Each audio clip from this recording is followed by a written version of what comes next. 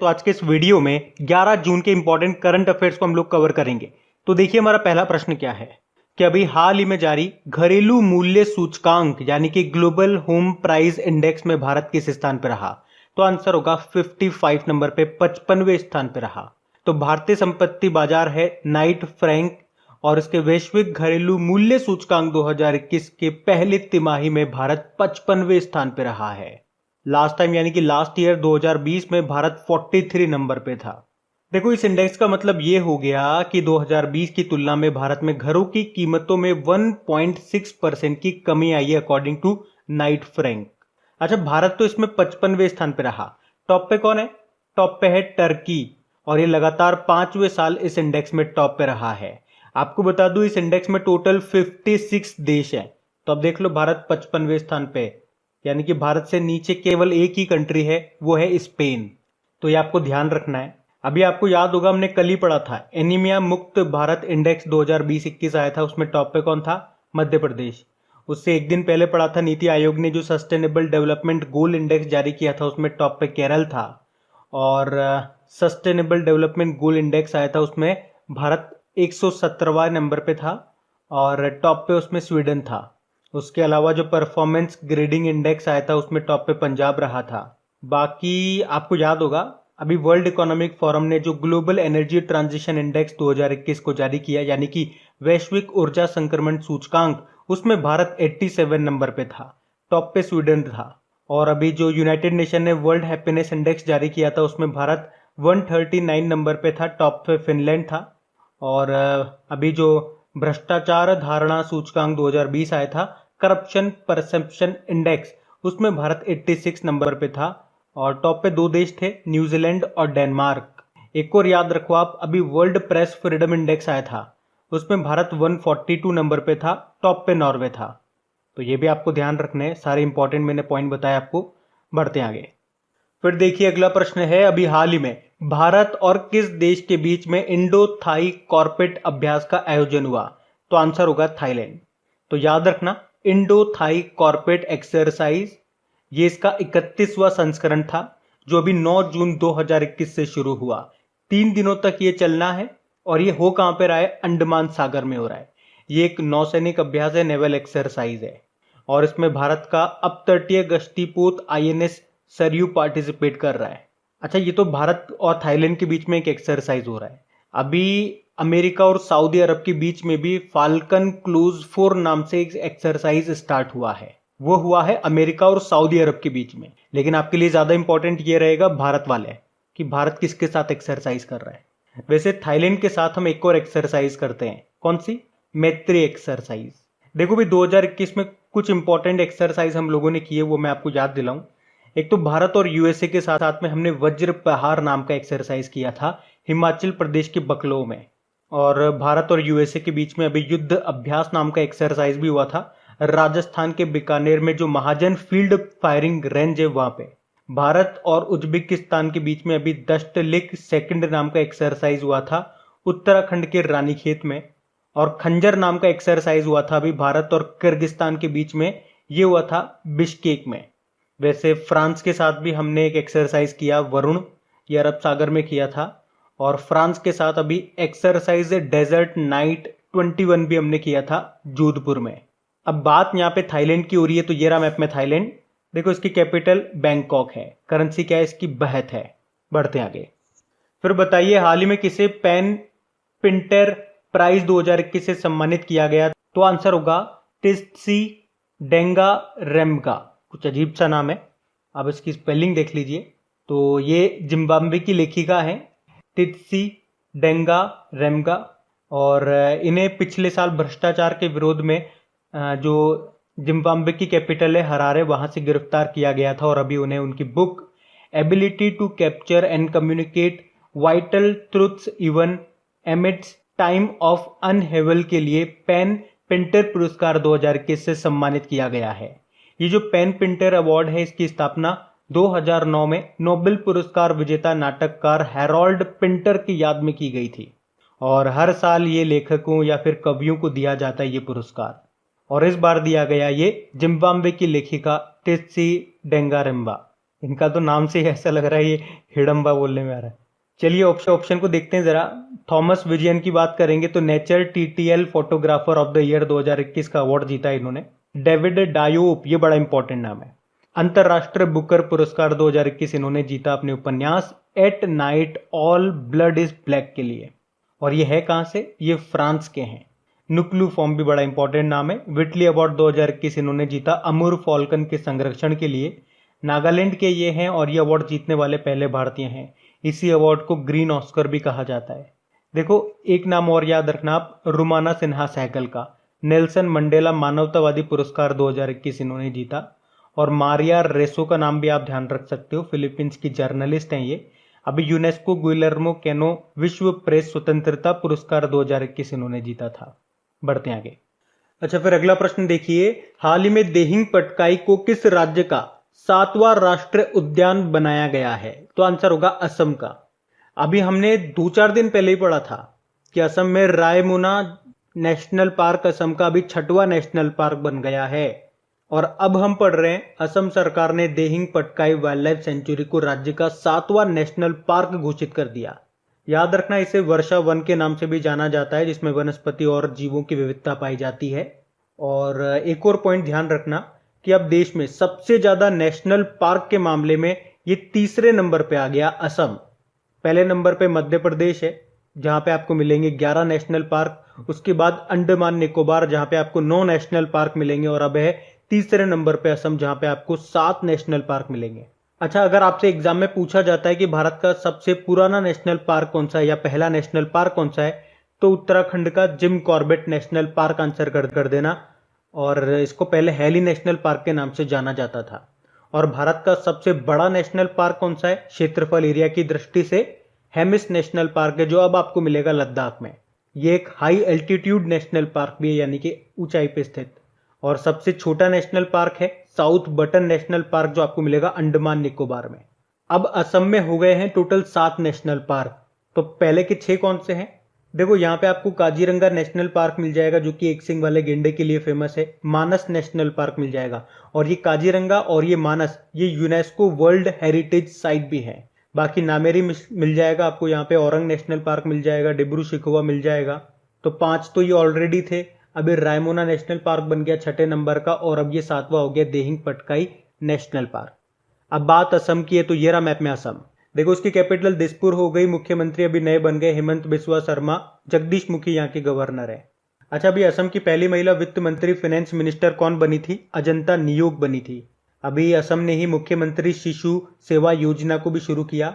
उसके अलावा याद रखो ऑनलाइन बार्ड रिपोर्टिंग सिस्टम को शुरू करने वाला ये पहला राज्य बना था।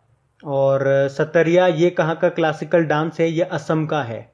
असम में वैसे बिहू नृत्य भी काफी फेमस है। एक बगरुम्बा नृत्य ये भी काफी एग्जाम में पूछा जाता है। असम के तेजपुर लीची को भी जीआई टैग मिला था। और असम के सबसे लंबे समय तक रहे मुख्यमंत्री तरुण गोगोई का भी निधन हो गया। इन्हें इस साल पद्म भूषण पुरस्कार से भी सम्मानित किया गया। उसके अलावा असम की पहली और एकमात्र महिला मुख्यमंत्री सैयदा अनवरा तैमूर का भी निधन हो गया अभी, तो ये भी याद रखना। बढ़ते आगे। अच्छा फिर बताइए, हाल ही में जारी क्यूएस वर्ल्ड यूनिवर्सिटी रैंकिंग 2022 में कौन सी भारतीय यूनिवर्सिटी टॉप पे रही? तो आंसर होगा आईआईटी बॉम्बे।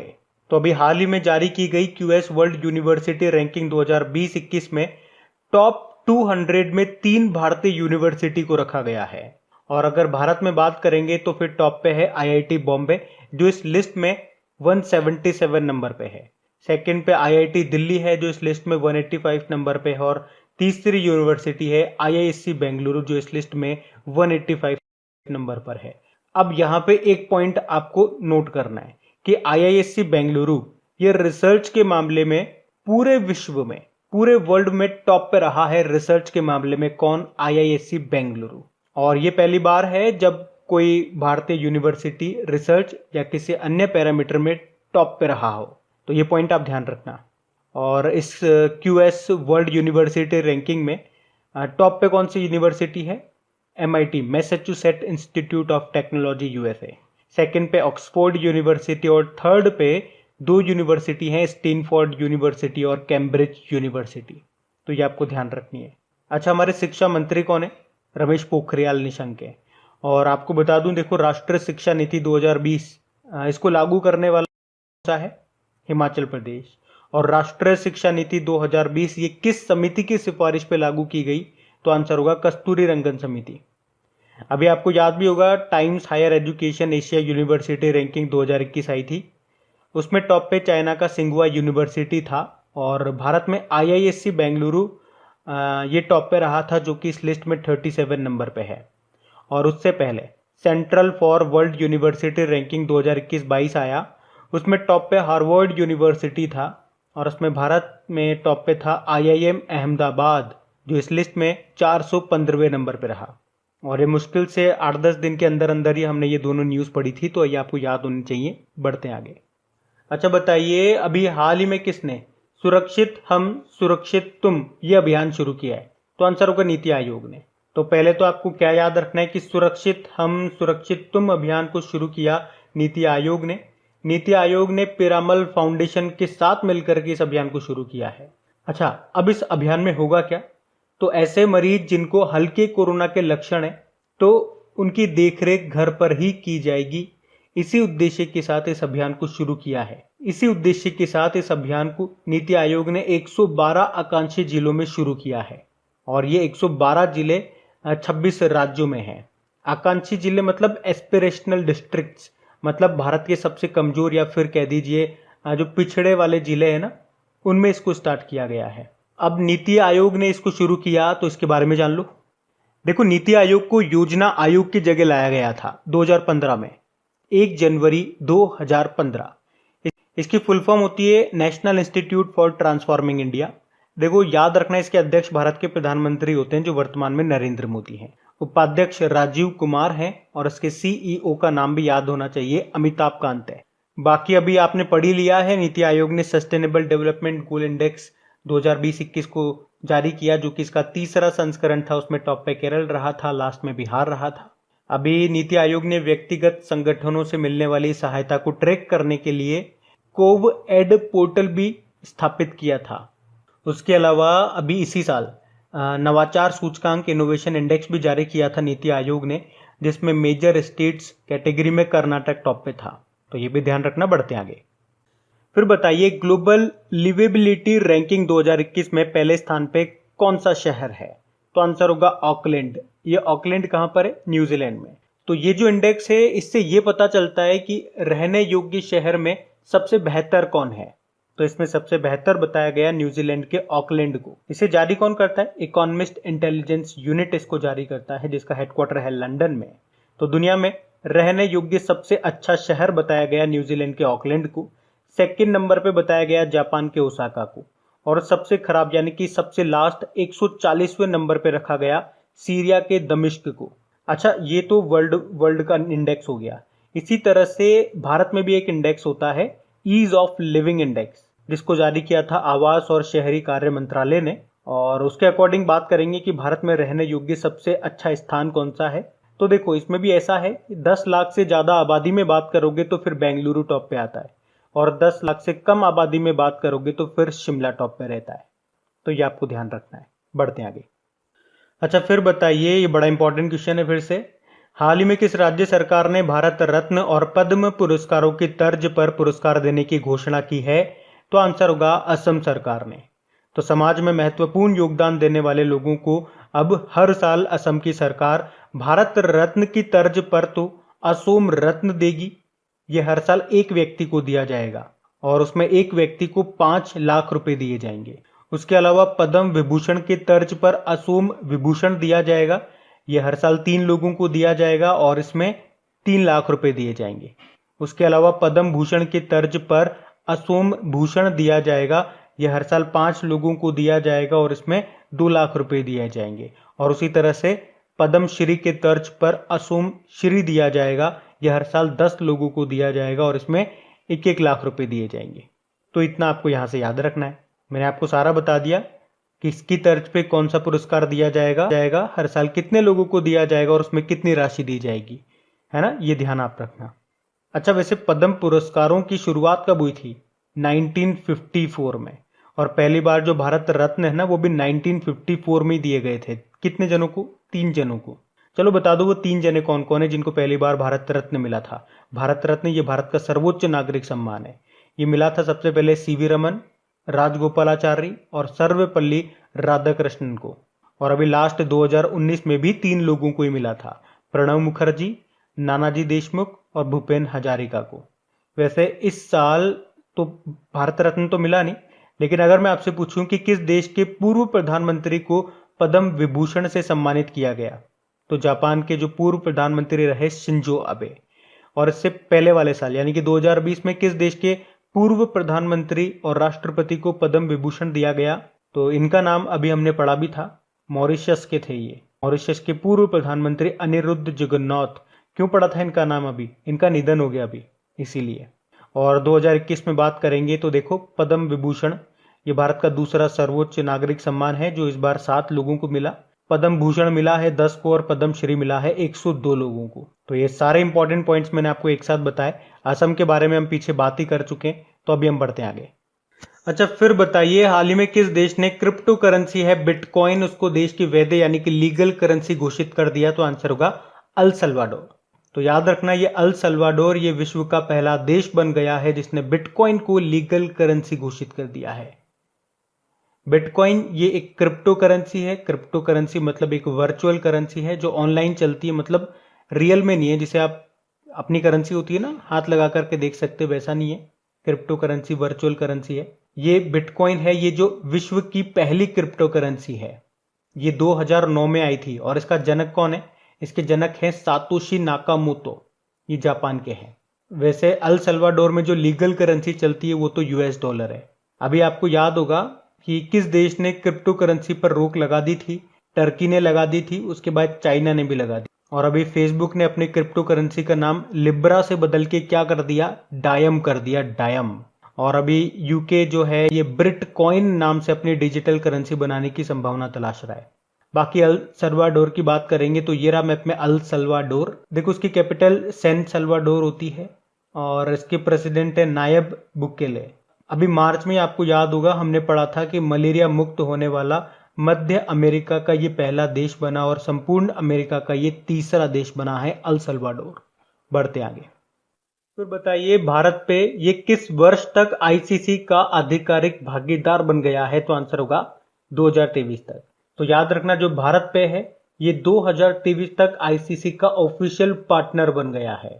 भारत पे इसकी शुरुआत 2018 में हुई थी और इसके सीईओ कौन है? अश्नीर ग्रोवर है। अच्छा, वैसे आप मुझे बता सकते हो क्या आईपीएल 2021 का जो टाइटल स्पॉन्सर है वो कौन है? वीवो है, वीवो।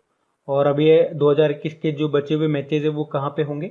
यूनाइटेड अरब अमीरात में। ये इसका 14वां संस्करण है। इससे पहले वाला 13वां संस्करण था 2020 वाला, वो भी यूएई में ही हुआ था। और वैसे 2020 का टाइटल स्पॉन्सर कौन रहा था? ड्रीम 11। देखो आईसीसी की बात करेंगे, इसकी स्थापना 1909 में हुई। इसका फुल फॉर्म होता है international cricket council. Headquarter Dubai UAE में आपको मिल जाएगा। इसके सीईओ मनु सहानी है। और वैसे अभी इसके चेयरमैन कौन बने थे? ग्रेग बार्कले बने थे, जो कि न्यूजीलैंड के हैं। अच्छा, आईसीसी से एक मोस्ट इंपॉर्टेंट क्वेश्चन जो आपके एग्जाम में आएगा ही आएगा। अभी इसने नया अवार्ड जो शुरू किया है ICC men's player of the month.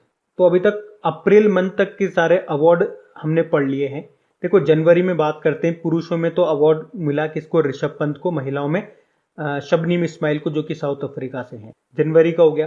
उसके बाद फरवरी में बात करेंगे तो पुरुषों में आर अश्विन को चुना गया और महिलाओं में टेमी बेमॉन्ट को चुना गया, जो कि इंग्लैंड से है। मार्च की बात करेंगे तो पुरुषों में भुवनेश्वर कुमार को चुना गया और महिलाओं में लिजेल ली को चुना गया, जो कि साउथ अफ्रीका से है।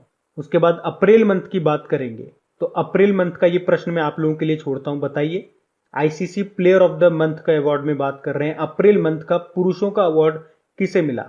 और साथ में ये भी बताओ महिलाओं का किसे मिला और वो किस कंट्री की है। बढ़ते हैं आगे। बताइए हाल ही में फोर्ब्स के द्वारा जारी भारत श्रेणी में विश्व सर्वश्रेष्ठ बैंक की 2021 की सूची में कौन सा बैंक टॉप पे रहा? DBS bank. इसका मतलब ये हो गया कि भारत में जितने भी नेशनल या इंटरनेशनल बैंक है ना, इंटरनेशनल बैंकों की जो ब्रांचेज है यहाँ पे, उनमें टॉप पे कौन है? तो याद रखना डीबीएस बैंक ये लगातार दूसरे साल इस लिस्ट में टॉप पे रहा है। सेकंड पे केरल में स्थित सीएसबी बैंक रहा। थर्ड पे आईसीआईसीआई रहा। फोर्थ पे एचडीएफसी रहा। पांचवें पे कोटक महिंद्रा बैंक रहा। छठे पे एक्सिस बैंक और फिर सातवें पे रहा SBI। इस लिस्ट को जारी कौन करता है? फोर्ब्स जारी करता है। देखो DBS बैंक की बात करेंगे तो ये एक सिंगापुरियन मल्टीनेशनल बैंक है जिसका हेडक्वार्टर है सिंगापुर, और इसके CEO और डायरेक्टर कौन है? पीयूष गुप्ता है ना। बढ़ते हैं आगे। फिर बताइए हाल ही में किसने US वुमेन ओपन का खिताब जीत लिया? तो आंसर होगा यूका सासो ने। तो ये फिलीपीन की गोल्फ प्लेयर हैं यूका सासो, और अभी इन्होंने जापानी नासा हातोका को हरा करके US वुमेन ओपन का खिताब जीत लिया है। और इस तरह से याद रखना, ये पहली फिलीपींस की प्लेयर बन गई है ये खिताब जीतने वाली, और दूसरी खिलाड़ी बनी है LPGA टूर टाइटल जीतने वाली। LPGA मतलब क्या हो गया? Ladies professional golf association.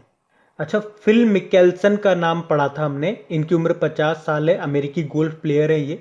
अभी 2021 PGA चैंपियनशिप खिताब जीतने वाले सबसे उम्र दराज खिलाड़ी बने थे ये, तब हमने इनका नाम पढ़ा था। तो बात करेंगे कल के वीडियो में पूछे गए प्रश्न के उत्तर की। तो देखिए, कल के वीडियो में आपसे प्रश्न पूछा था कि यूनाइटेड नेशन जनरल असेंबली के नए अध्यक्ष किसे चुना गया? अब्दुल्ला शाहिद को। और ये है कौन? ये मालदीव के विदेश मंत्री हैं। आप सभी ने प्रश्न का बिल्कुल सही उत्तर दिया है। और गाइस देखिए, एक बार फिर से आप लोगों से रिक्वेस्ट करूंगा, क्योंकि वाकई बहुत मेहनत लगती है वीडियो तैयार करने में, और आप लोग देख भी रहे होंगे, महसूस भी कर पा रहे होंगे, बहुत दिल से इसे तैयार किया जाता है, पूरी मेहनत के साथ, पूरी शिद्दत के साथ, लेकिन फिर भी हमारे वीडियोस को रेस्पॉन्स नहीं मिल पा रहा है। तो एक काम आप लोग कर दीजिए, इसे शेयर कर दीजिए। कहाँ पे शेयर करोगे? जो भी आपके फ्रेंड्स हो गए, जो भी आपका स्टडी ग्रुप हो गया, व्हाट्सएप, फेसबुक, टेलीग्राम अगर आप यूज करते हो, तो वहां अगर कोई आपके ग्रुप है, स्टडी ग्रुप है, तो वहां पे प्लीज एक बार इसे शेयर जरूर कीजिएगा। और अच्छा लगा हो तो लाइक जरूर कीजिएगा, क्योंकि पूरे वीडियो के बीच में आप डिस्टर्ब ना हो, इसलिए मैं कहीं पर भी आपको लाइक करो, शेयर करो, इस तरह की बात भी नहीं बोलता हूं। तो आप अपने आप खुद से कर दिया करो ये काम। तो आपको अच्छा मटेरियल देना मेरी जिम्मेदारी है, बाकी इसको शेयर करवाना आपकी जिम्मेदारी है।